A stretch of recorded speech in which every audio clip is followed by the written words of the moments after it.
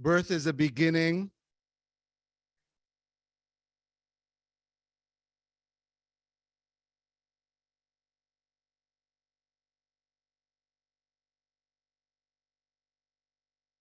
Paula, is she here?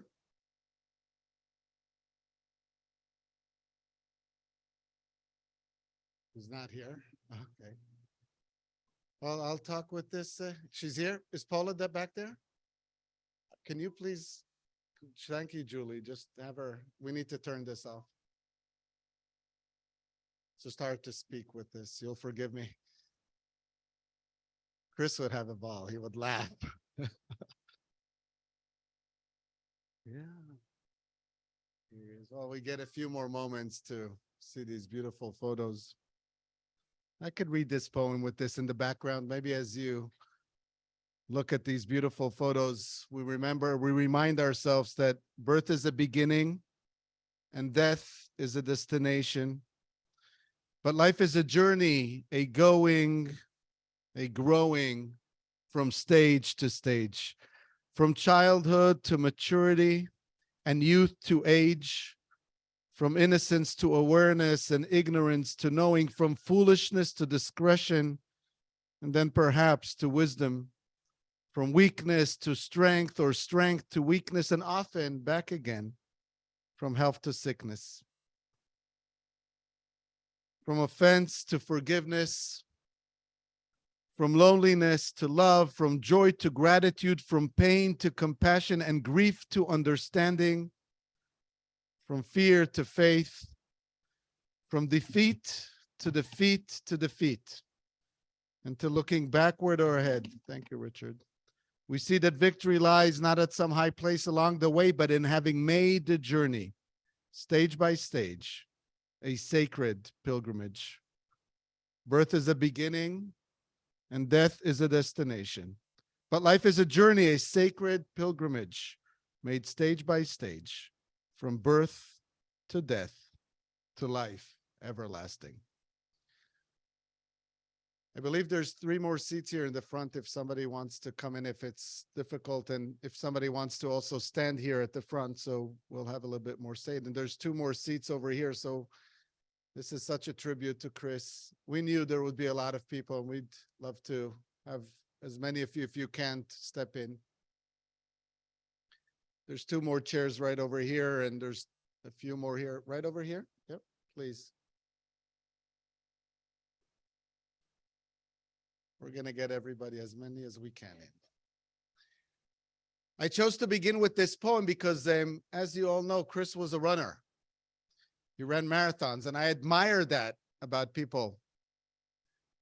As those of you who run marathons know what we marathoners say. If everybody could do it, they would. There's a lot of things about marathon runners. They have to have patience. They have to have perseverance and endurance. They have to have a purpose and know why is it that they are submitting themselves. Everybody thinks the marathon is the problem. It's the weeks and months of training and training and training before. Special people run marathons, and Chris was special.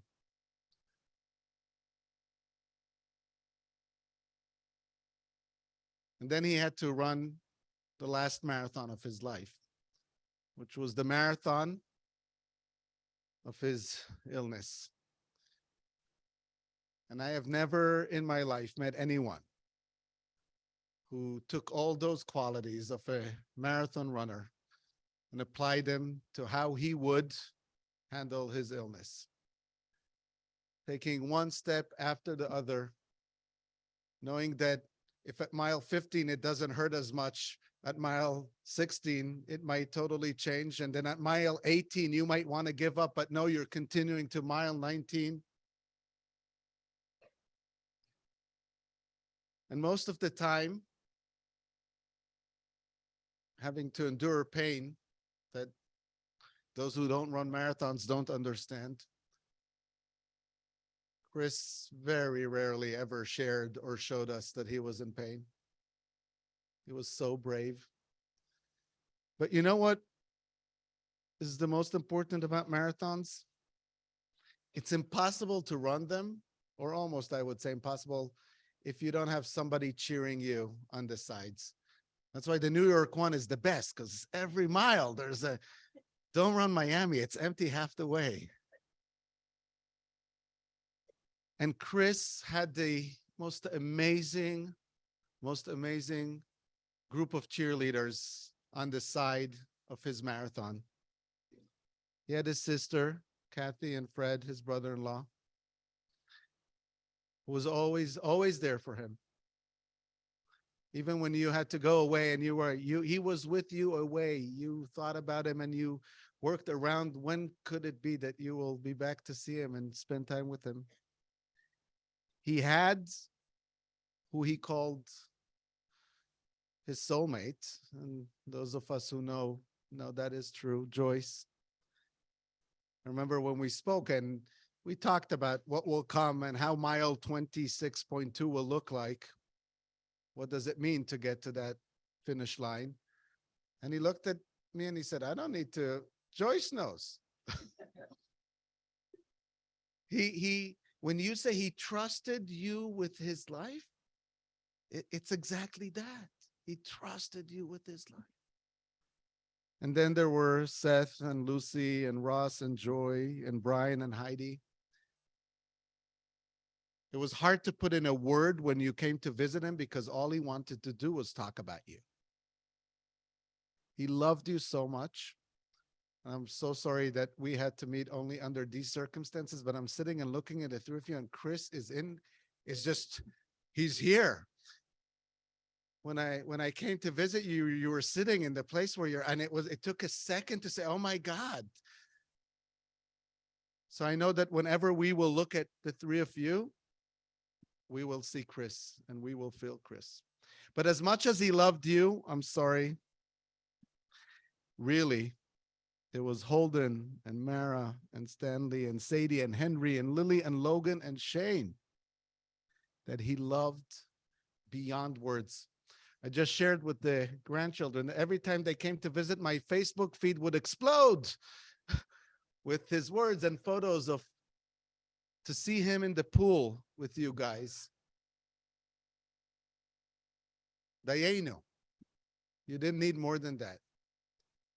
And I could tell you that as Chris was running this last marathon, and he knew it was the last marathon, and the hardest one that he ever had to do, every time you saw him, every time you came to visit, every time you called, every time he looked into your eyes and held your hands, he knew that he had the best group of cheerleaders. And that allowed him to continue to run forward step after step to what we know was an unstoppable end. Birth is a beginning and death is a destination, but life is a journey, a going, a growing from stage to stage. God, what are we that you have regard for us? What are we that you are mindful of us? We're like a breath. Our days are a passing shadow. We come and go like grass, which in the morning shoots up renewed and in the evening fades and withers. You cause us to revert to dust, saying, return, O mortal creatures. Would we were wise that we understood whither we are going, for when we die, we carry nothing away. Our glory does not accompany us. Mark the wholehearted and behold the upright. They shall have peace. God, you redeem the soul of your servants, and none who trust in you shall be desolate. I had the opportunity to have many conversations with Chris since he became ill. One of the hardest one was just before Yom Kippur. I wrote a sermon that I delivered on Yom Kippur, urging people to ask, when is it too much? When do we have to stop fighting? Because there comes a time where we have to accept that none of us can avoid death. And it is, how is it going to look? And I was afraid to offend Chris. I was so afraid of him. Not because he would do anything. Chris would just look at you and smile and say, it's okay. But I wanted to honor his battle. I wanted to honor how he fought. I wanted to honor how much he loved life. So I came to speak with him before. And we had this discussion. I said, Chris, what will happen? Are you prepared? Do you know? And he told me when we get to that bridge, we'll cross it. That line is now made it eternally into that sermon.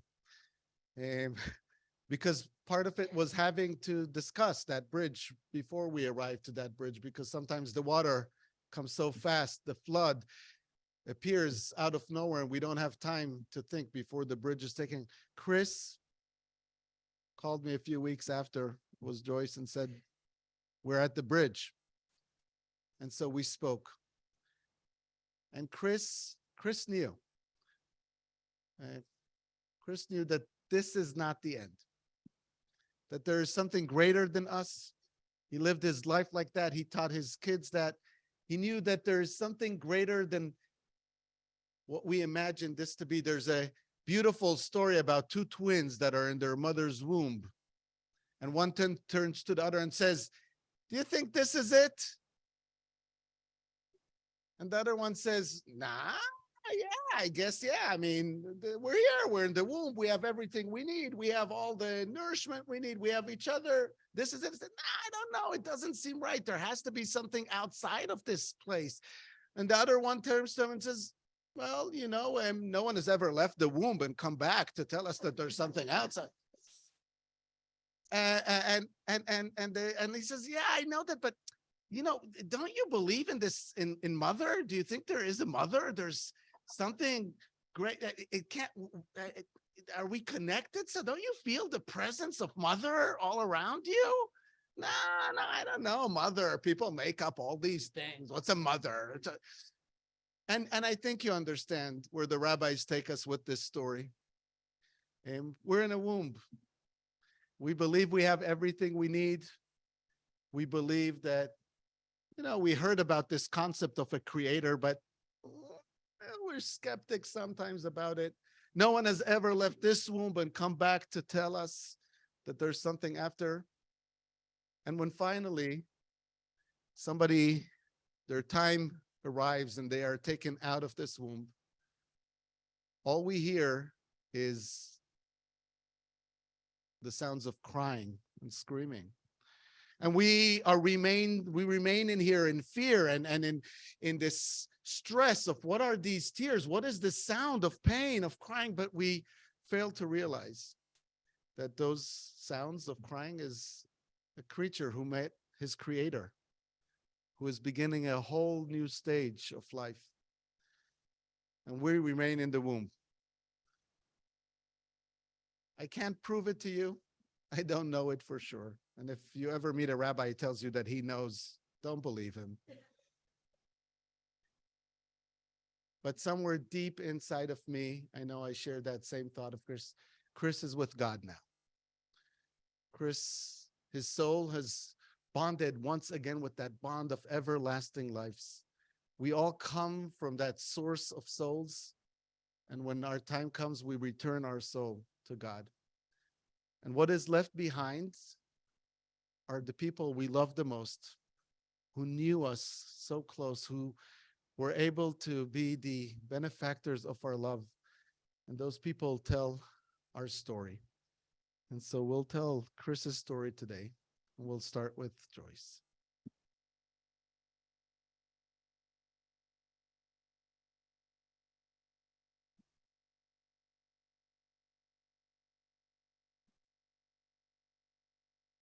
Chris and I met on the day I graduated from high school at a summer camp in the Berkshires in Massachusetts. At first, I wasn't sure I liked him. It took me 2 days to realize how wonderful he really was. That was almost 52 years ago. I transferred to MIT to be with him and get a great education. And that was how our adventure began. It was a true adventure. I had grown up in one house my whole life up to that point. Ibis is home to our 8th and 9th houses.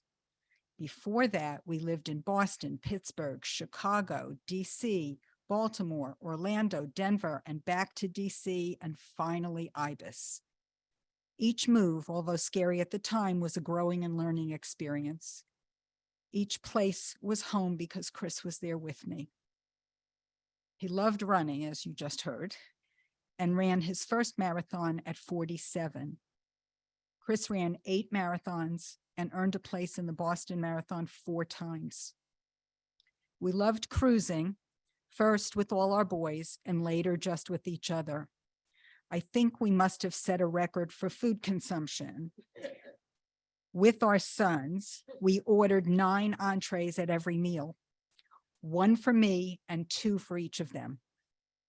Chris could keep up with his sons eating easily. We went on our last cruise about a year ago. COVID cut our chances to go. Golf was added to his passion since we got to IBIS. He enjoyed the game and the challenges it presented. He even won the President's Cup with his honest but high handicap.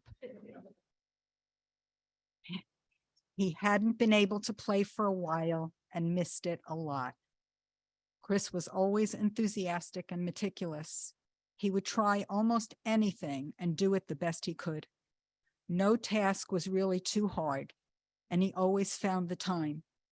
He devoted much of his time to IBIS on committees and on the club board for 6 years. I think his work really helped our initial expansion 10 years ago. Chris was a wonderful husband, brother, father, and grandfather. He loved all of us completely and would do anything for us. Our sons have gotten that from him and do everything for family. I always felt cherished and respected. We had a true partnership in everything we did. I loved him fully and will miss him terribly. Got to really.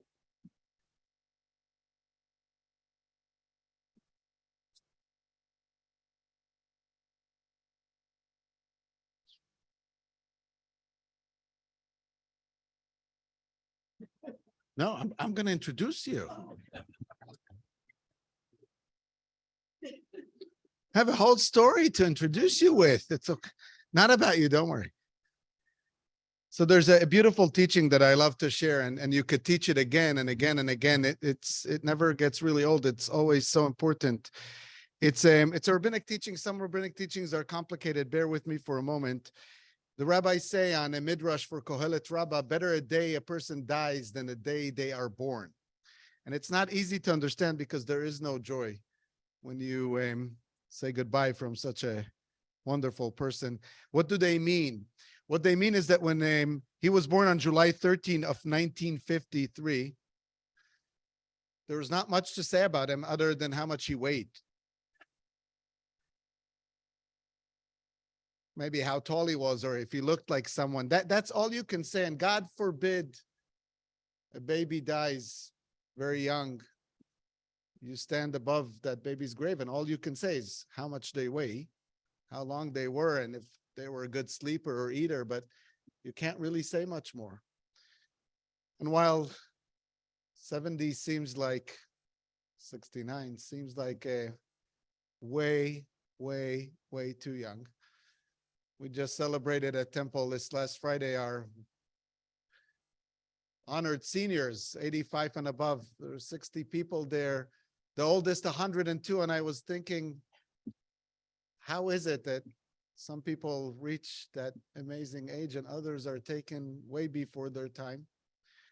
And yet, as we just said a moment ago, this is a moment of truth. So even with the sense of unfairness, even with the sense of maybe even anger of why was such a wonderful person taken from us so early, today is a good day because there's a lot of stories to tell. There are a lot of stories. And I want to remind all of you that you also have a role. Your role is to be there at Shiva later today and on Monday and on Tuesday and continue and to share your stories. When you come to Shiva, I'm going to use this as an education. The family's not supposed to feed you.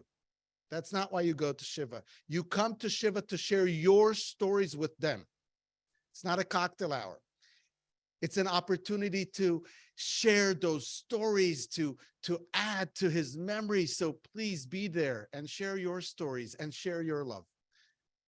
But now I want to call maybe the person who knew him the longest, because she was there right at the beginning, his sister, Kathy.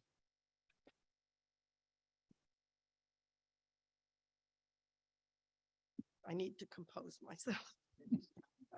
When I first told Rabbi Yaron I didn't think I could speak, he suggested I write Chris a letter.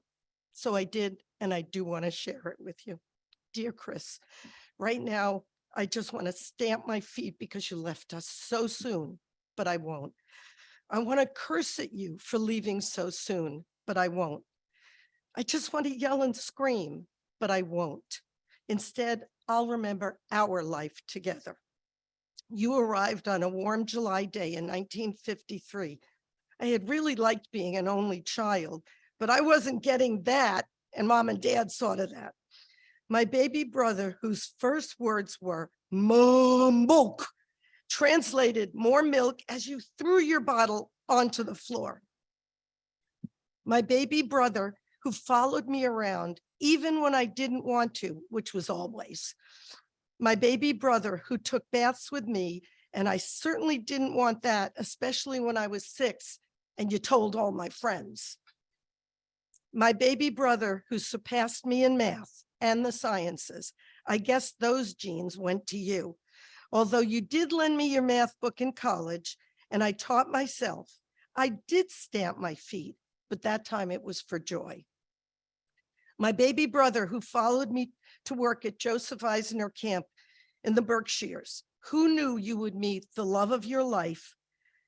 You did this in spite of my pleading with Joyce to stay away from you because you only wanted one thing. I'm leaving the rest blank because there's children here. My baby brother, who went to MIT and completed undergraduate and graduate in 5 years, always proud, never jealous. My baby brother, who went on to have 3 wonderful, smart, and compassionate sons. What more could you have wanted? Maybe you wanted just one more minute, an hour, or a week with your family. Maybe you wanted one more cruise with Joyce, but sometimes with me and Fred. Maybe you wanted one more golf game, even if Bob got the last dollar. Maybe you wanted one more words with friends game. Maybe you wanted one more year on the IBIS board. Nope, that's a no. But Chris, it was not meant to be. Even though you were sick for a long time, you were taken away far too soon. I will miss you for an eternity, and I promise to be there for my sister Joyce. Please say hi to Mom, Dad, and Joe. I love you, baby brother. And as Edith Piaf said, I have no regrets. We were as close as 2 siblings could be, and for that, I am richly blessed. Love, Kathy.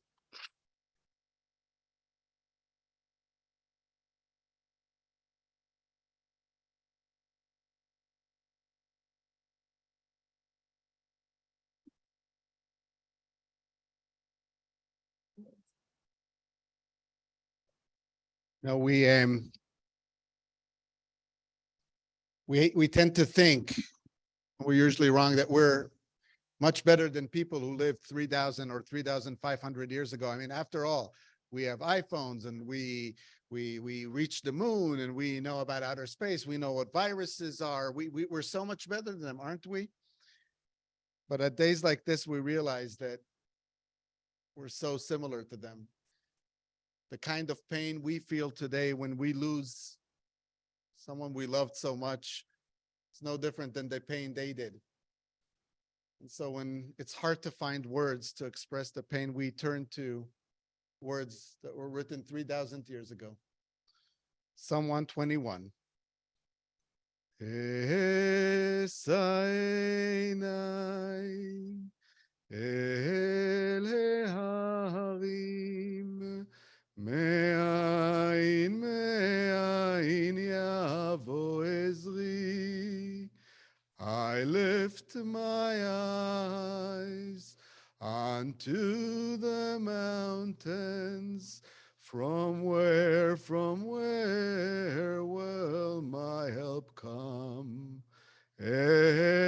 Ezri me'im Adonai, עושה שמיים וארץ. My help comes from you, maker of heaven and of earth. This psalm was written in the Holy Land in Israel, where you lift up your eyes to Jerusalem, where God is.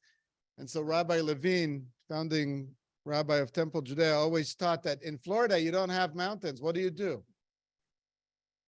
You lift your eyes up to the clouds. Because we who live in Florida know that sometimes the clouds here are more beautiful than any possible mountain. And clouds are so much like God, right? Some days they're present, and other days you can't see them for miles to come. Sometimes they provide you the shade you need, and sometimes they are full of thunder and lightning. And what is most beautiful, and the kids here will know that, but we're all kids in our heart, is that we all look at a cloud and we see something totally different. It's the same cloud, but you see this shape and I see this shape. That's God. And so I want to invite all of Chris's friends, as you continue to go out and live in this beautiful world. If you're here in Florida on the golf course, every time you miss Chris, just lift up your eyes onto the mountains of Florida. Look at those clouds and remind yourself that Chris is resting in peace, as he so deserves after this long battle with God. And now I believe I'm, what am I calling, Seth? Oh, Holden first. Okay. Holden is Chris's oldest grandchild, and he's going to be speaking on behalf of all the grandchildren. Thank you.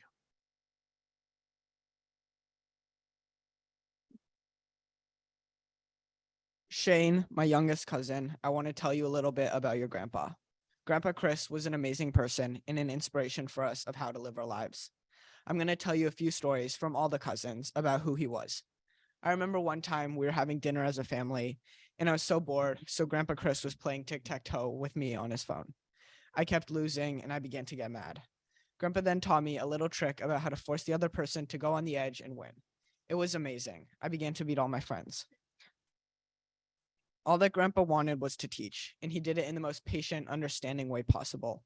On the plane, Mara was telling me about how he'd sit with her when he came to Denver, playing endless, aggravating games of aggravation. How even when he stopped coming in the pool with us, he'd sit with his grandkids throwing the ball, just being there for us.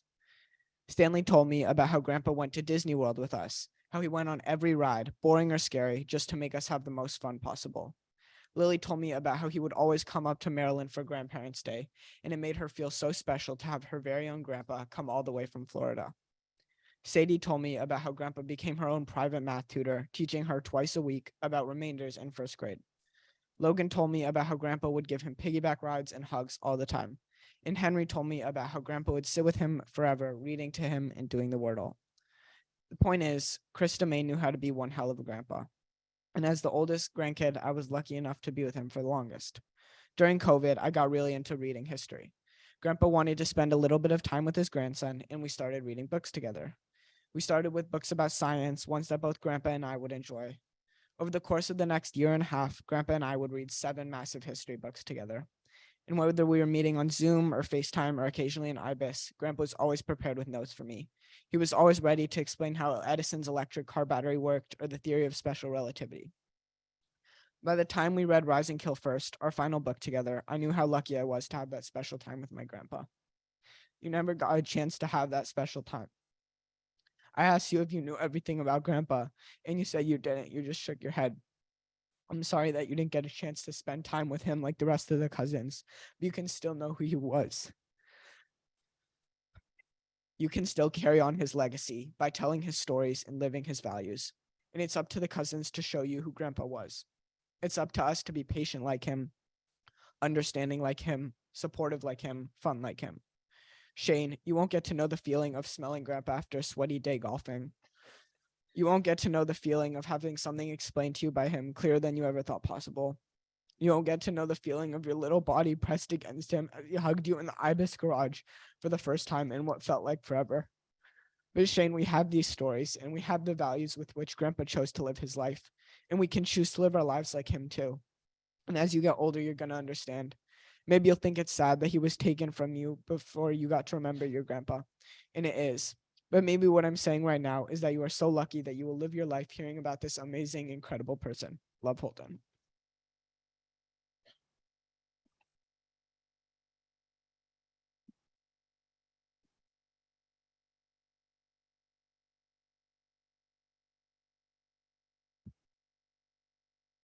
Adonai Elohi lo echsar, bihinot שירביצני, על מי מנוחות, על מי מנוחות ינעלני. Psalm 23, please join me. The Lord is my shepherd, I shall not want. He maketh me to lie down in green pastures.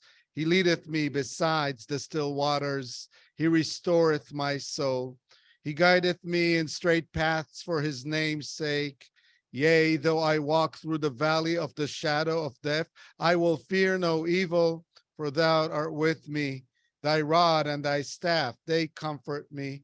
Thou preparest a table before me in the presence of mine enemies. Thou hast anointed my head with oil. My cup runneth over. Surely goodness and mercy shall follow me all the days of my life, and I shall dwell in the house of the Lord forever. I think that what we all want in our life is to know that the things we believed in, the things, as Holden just taught us, our values, the things we admire, the things we love, the things we try to do in this world, that even when our time is over, there will be someone that will continue. So Holden, you inspired us all because we could see that you were created in the image of your grandfather, with that wisdom and that wit and that golden heart.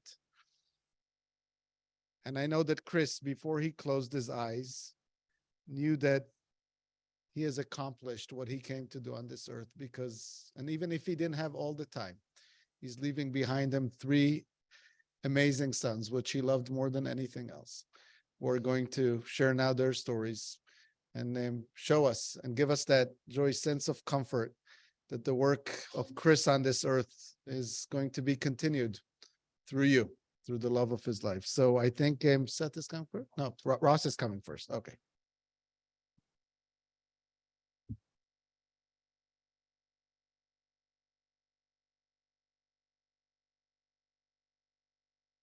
When I sat down to start writing this, I thought to myself, how would Dad kick things off?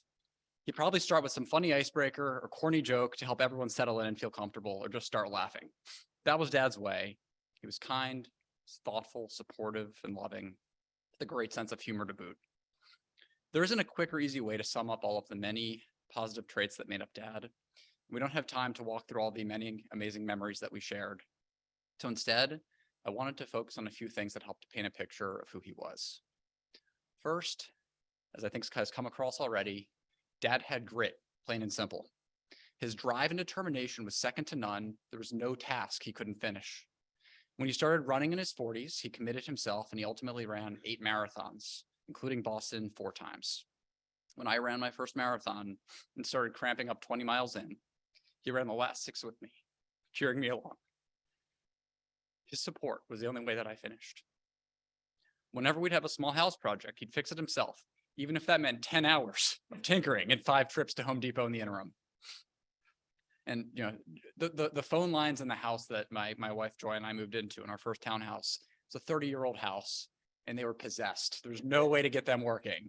And Dad spent, with Mom's help, Dad and Mom, but his dad driving this along the way, spent how many days? I have no idea, running up and down these stairs, trying to get each individual circuit closed the way only an MIT-educated electrical engineer could really go do. And Dad really gave it his all. I'll say the house ended up winning, but that's not for lack of effort. Dad was also calm, level-headed, and extremely supportive. Whenever I had a concern or problem in life, he had a unique ability to calm me down, to break down the issue, and to figure out a way to move forward. That support has helped me throughout my life. When I was in high school, college, law school, the start of my career. And Dad also had these most profound thoughts. And the one that I always think of is, dad would always say when people would ask him, he'd go on these long runs. What do you think about? You're out there for hours on end. What's in your mind? And his response was he thought about everything and nothing all at the same time, which is just one of these profound thoughts. It's this sense that you can only find. We're talking about this in meditation and running, and I'm sure there are a few other things, but that prayer. Thank you. Said a few other things. I left the opening. It was amazing. Dad loved his family and friends. He loved mom and the five of us, the four of us. He relished our family get-togethers at weddings, on cruises, and at other simchas. There was nothing that dad wouldn't do for family, even when that meant moving to Florida a year before the rest of us so that Seth could finish high school. He instilled in all of us a love and closeness with our cousins and extended family. When we all used to go on vacations together, he was at his happiest, seeing his sons and cousins all out dancing, singing karaoke, looking at one person in particular there, and perhaps ending up at Carlos and Charlie's. Dad also believed in close, lifelong friendships. He stayed close with his ZBT fraternity brothers throughout, and that showed us the value and meaning of those sorts of deep bonds that can only truly be shared among true friends. There's so many other things that I could talk about. Dad's passion for Israel, for Judaism, his love of a good Cosmo or an Appletini, his intellect and his ability to recite pi to the umpteenth digit. The list could really go on. I'll end by saying that I love Dad dearly and I will miss him.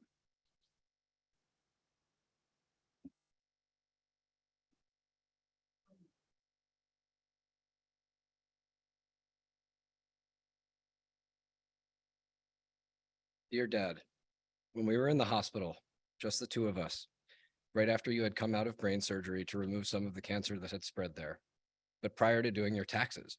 Who does that after brain surgery besides Chris Demain? As we contemplated the challenges yet to come with your disease, you simply said to me in a holistic and introspective way, I've had a good run, and you most certainly did. This comment stood out to me for two reasons. First, it's truly amazing to think of all the things you did in life, both little and great. But second, and also equally important, at no point in time was it ever about you. I will always remember your humility despite your greatness, as will everybody in this room. You were always dedicated to others, us kids, mom, and the extended family clan, which includes in-laws and close friends. You dedicated yourself to others while at the same time being a bit of a Renaissance man, a jack of all trades, a maven of so many interesting causes and intellectual ideas, and an expert at so many things. You were always a doer and a teacher, and it was amazing to see this as your kid. I remember us working together on our detailed train set in the basement hours on end with Brian. I remember you helping me build my dump truck costume for our Odyssey of the Mind team, as embarrassing as it was, and how you helped me show me how to engineer a better balsa wood structure than the other kids. You built model rockets with me, and we'd go find places to launch them just to get frustrated when they disappear on some neighbor's roof.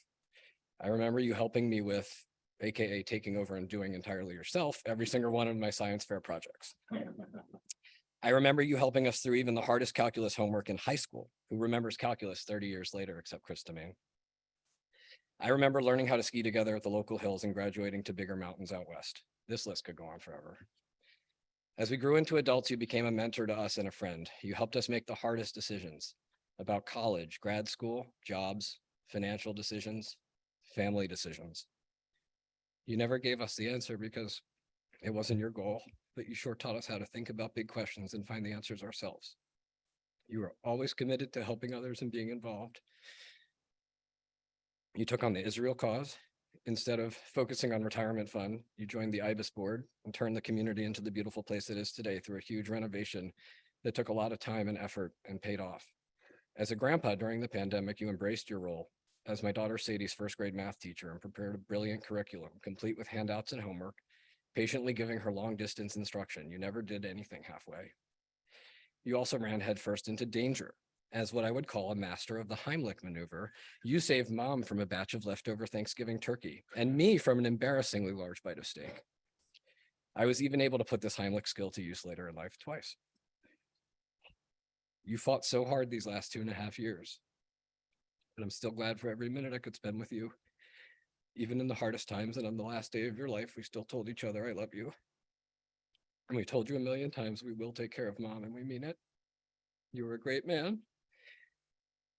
You were truly a legend, and we will all remember you this way. Today, we'll put your body in the earth, but there's zero doubt that you're still here with us and always will be.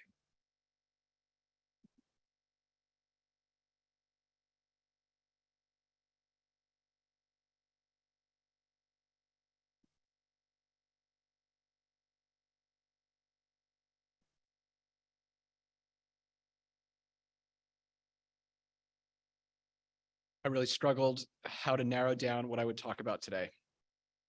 My dad has been too important a part of my life without a lens to sharpen the focus. So I'm going to talk about my dad through the lens of a father's obligation to his son as laid out in the Talmud. Regarding a father raising a son, the Talmud lists 5 specific obligations: to circumcise and redeem him, to teach him a craft, to marry him off, to teach him Torah, and lastly, to teach him to swim. It's a good framework for me to approach how my dad left a mark on his sons. Circumcision and redemption, I'm going to skip over this one. We're good there. The second one is to teach him a craft. In the days of the Talmud, the father would teach the son whatever trade he practiced, but that isn't the world we live in anymore. But our dad really gave us the tools to excel in our chosen crafts. From when we were little, he taught us to work hard and do our best. There were no half efforts accepted in the Demain household.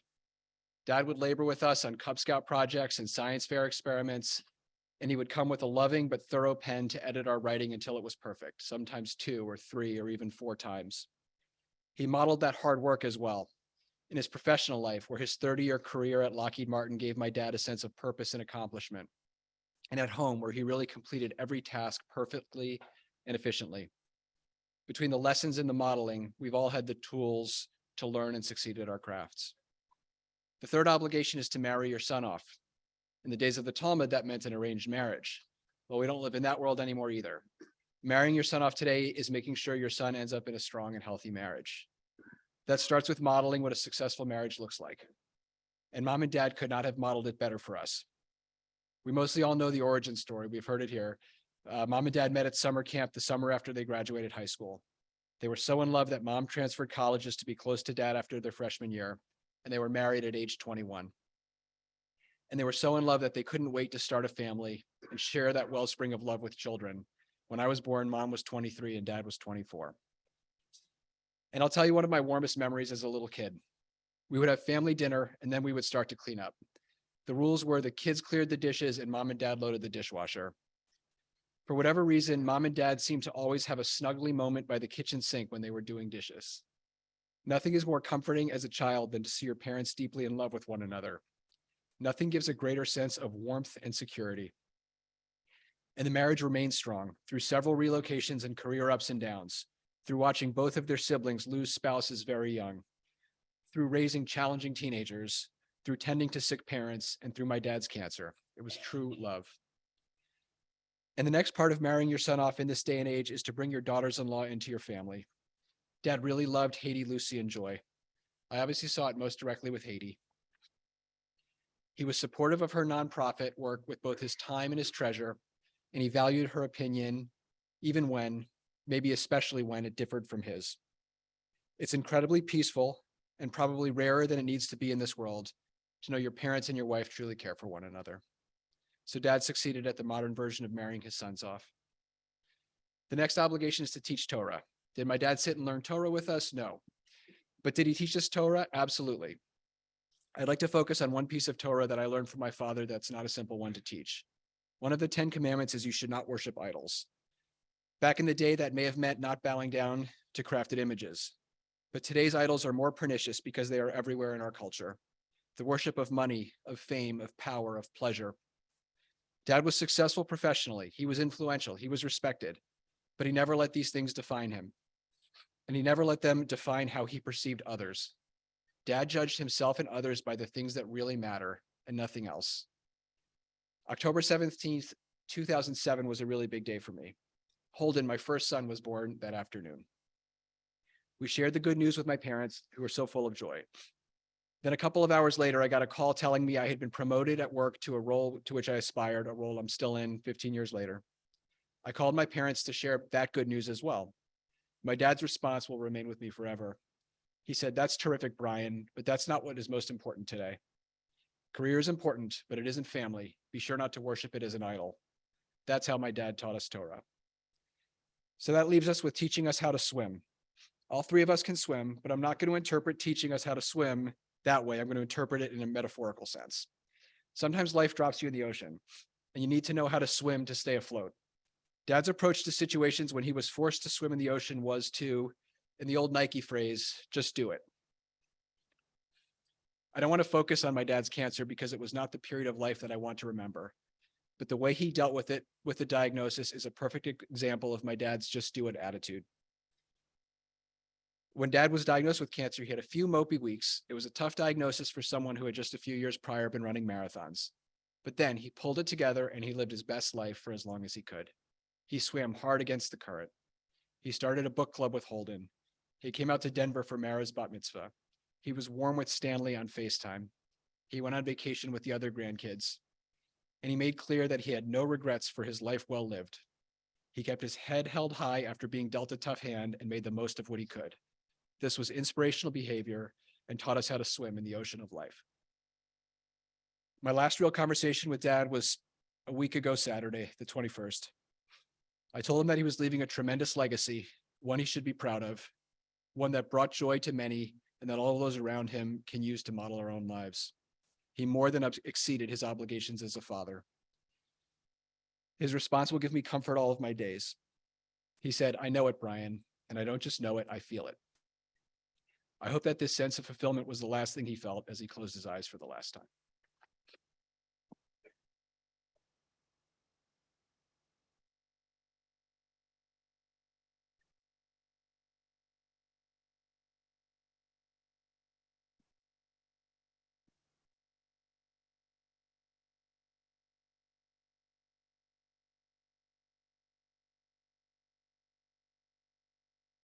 You spoke so beautifully. And you made it much shorter because some of the things you wanted to say, I wanted to close with, but it's good. But I'm going to expand on what you said right now. You know, in a discussion of trying to define God, Maimonides, Rambam says we can't define what God is. It's much easier to define what God isn't, right? It's easier for to say, all right, God is not this old man with a beard in the sky. That it's. So I want you to leave here today on the tail of your beautiful, all the beautiful words we heard. What didn't we speak about today? We didn't speak about success and career. We didn't speak about how big the house is or how expensive the piece of art is or how big we didn't speak about any of that. We didn't speak about the newest model of iPhone or which, think about it for a moment, how much time we, all of us, are guilty in spending today. When we live, we spend too much time thinking of those things that will not matter, when all that is left of us is a memory. And if we want to honor Chris's legacy, let's live like him. Let's focus on the one word that unites everything that we heard here, and that's love. That's why I'll end with this poem. When I die, give what's left of me away to children and old men that wait to die. And if you need to cry, cry for your brother walking the street beside you. And when you need me, put your arms around anyone and give them what you need to give me. I want to leave you something better than words or sounds. Look for me. Look for me in the people I've known or loved. And if you cannot give me away, at least let me live in your eyes and not in your mind. You can love me most by letting hands touch hands, by letting bodies touch bodies, and by letting go of children that need to be free. My friends, love doesn't die. People do. So when all that is left of me is love, give me away. There is so much love in this room, and I know that we're going to take that love and give it away to each other, but especially to Joyce and to Kathy and to the boys and to the girls and to the grandchildren. So those of you who have been with me in these situations before know that I always leave you with an ask. And I'm asking you to take this seriously. When you do leave here in a few minutes today, before you start driving in your car, take out your phone and choose 5 or 6 random dates for the next 2 years. May 17th, August 4th, November 29th of 2024. And in that, right, call Joyce, call Kathy, call anyone that you know. Just put those, because we know what will happen. You will be pulled back into your lives, and then you'll say, oh, I haven't called in a while. Put those dates in there, and I promise you will not regret it, because somewhere in a few months from now, maybe you haven't spoken, you haven't checked in, it will pop up, and we can assure you with the number of people here, thousands of phone calls, thousands, because there's nothing that we want more than to take that love that we have to Chris and to share it with you. And so now I'll ask you to rise for the El Maleh Rachamim. Asher Menachem ben Yudit. Yeshua ben Yudit. Compassionate God, eternal spirit of the universe, grant perfect rest in your sheltering presence to Asher Menachem ben Yeshua V'Yudit, who has entered eternity. O God of mercy, let him find refuge in your eternal presence, and let his soul be bound in the bond of everlasting life. God is his inheritance. El Maleh Rachamim, Shochein Bamromim, אמצי מנוחה נכונה תחת כנפי השכינה, עם קדושים וטהורים, כזוהר הרקיע מזהירים את נשמת אשר מנחם בן יהושע ויהודית, שהלך לעולמו. בעל הרחמים יסתירהו בסתר כנפיו לעולמים, ויצרור בצרור החיים את נשמתו, אדוני הוא נחלתו, וינוח בשלום על משכבו. May he rest in peace, and let us say, Amen. This concludes our part here. We will be walking towards the gravesite. There's a tradition to stop for 7 short stops on the way. 7 is a typological number. It indicates a creation of a world in our Jewish thought. And we are now, as we are walking with Chris on his final step of his journey, we're creating a new world in which Chris is to remain forever a blessed memory. If you are leaving and if you're walking with us, please walk with us. And please remember, this is a time to remain silent, to reflect on our own journeys through the valley of the sorrow of death. We'll have time afterwards. You're all invited to join the family at the club immediately following the service on Shiva, which will be tonight, Monday and Tuesday at 7 p.m. in the house. But if you're walking with us, please use the time to reflect. And if you're not walking with us, please allow those who are walking to leave first and then reach your cars. Thank you all for being here. Please remember to enter those dates into your phones. And thank you.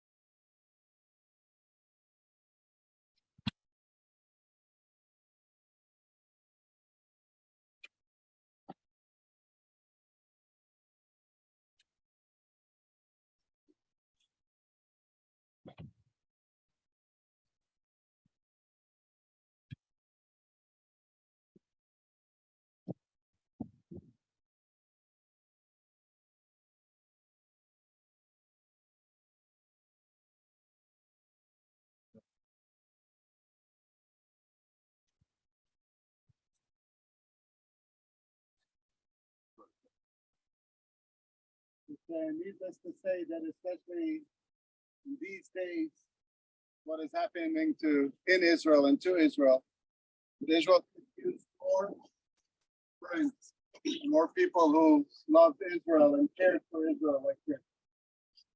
So one of the last mitzvot, one of the last favors, commandments that we will do is to bury Chris with some earth that we brought from Israel.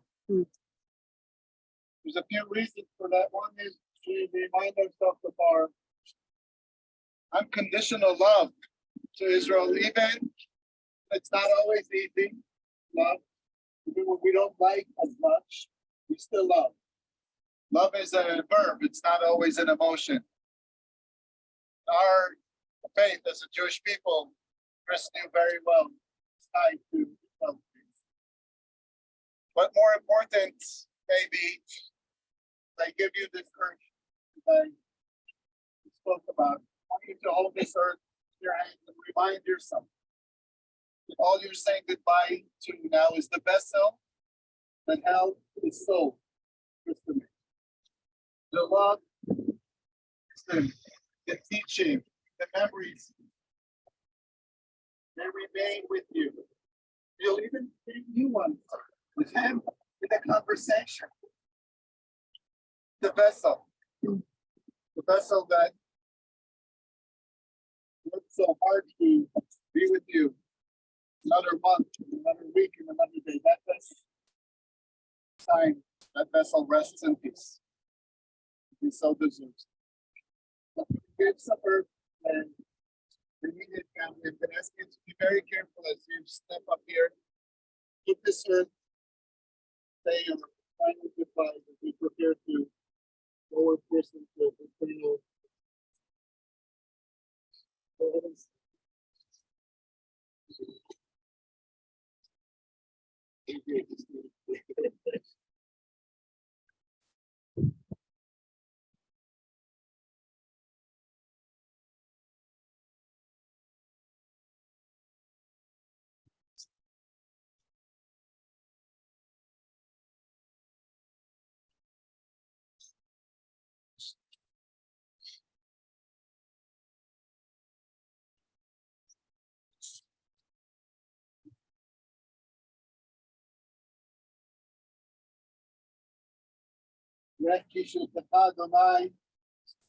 Go your way, for God has called you.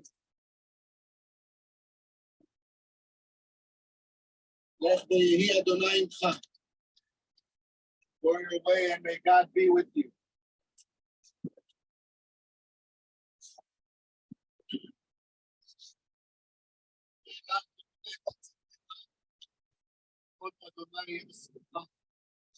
Your righteousness go before you.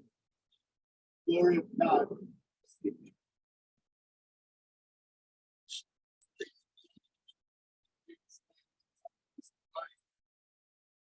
feel your presence in this time of trouble. God gave, God has taken away. This is He, the name of God. Praise you, Adonai, our God, ruler of the universe, who forms us in the divine image, who nourishes and sustains us in your goodness, who causes all of us to die, who plants immortal life within us. We praise you, O God, judge of truth, eternal is your might, O God. Our life is your gift, great is your power to save. Love, you sustain the living, and with great compassion you give life to all. Send help to the poor.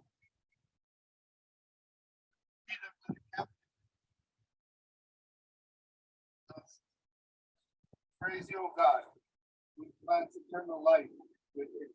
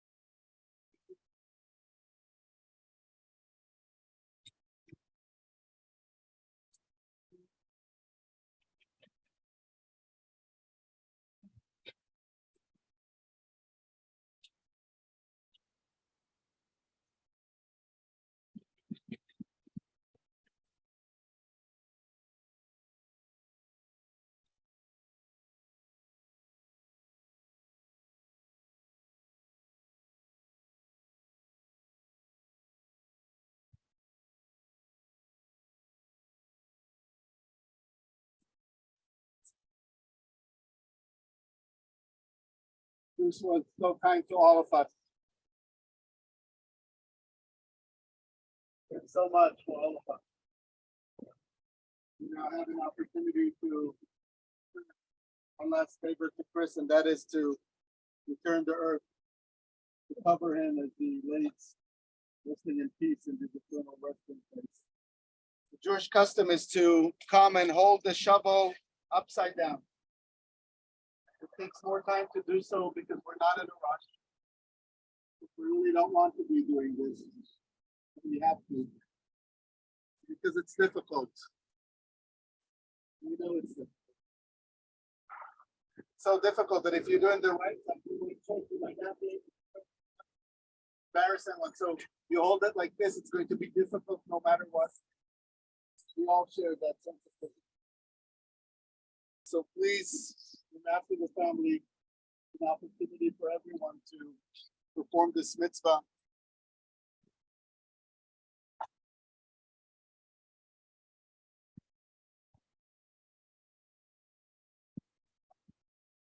We're done. We don't hand the shovel.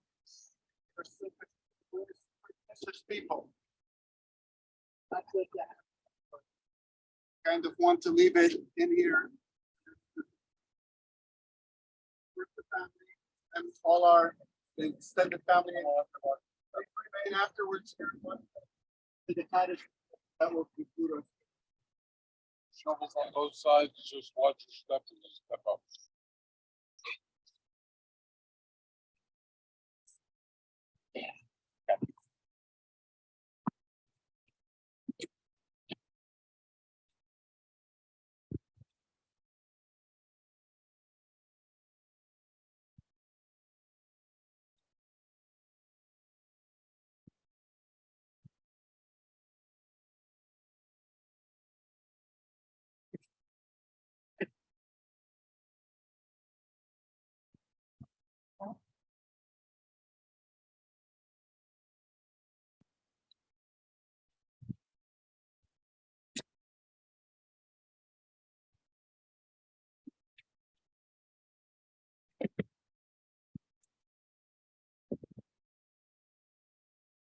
Please watch your step as you're coming through.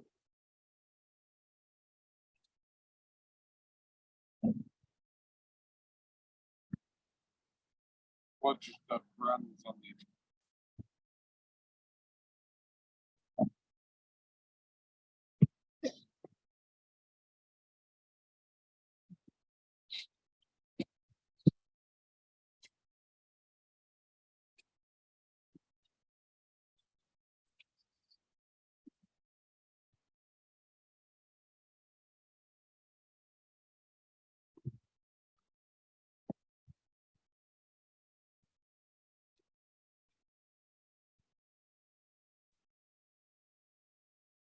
Form a line down this side and afterwards down this side. So we return all the earth back into the grave cycle.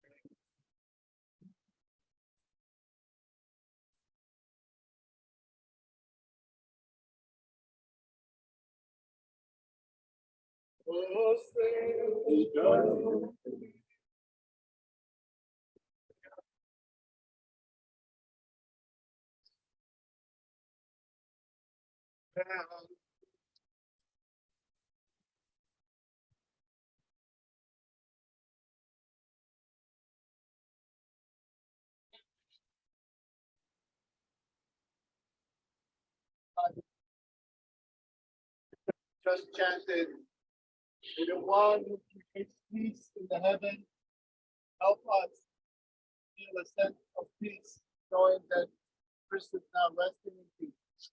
But the word shalom also means whole, complete, and we continue. This is a whole living place. It's the memory, so that the blessing, and we be able to leave here feeling whole. Live life to its fullest. When he has home. And to set an example for a big system.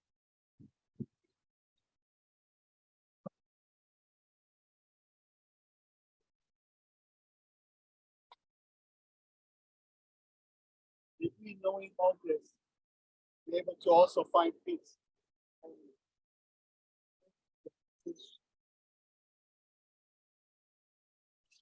We recited them.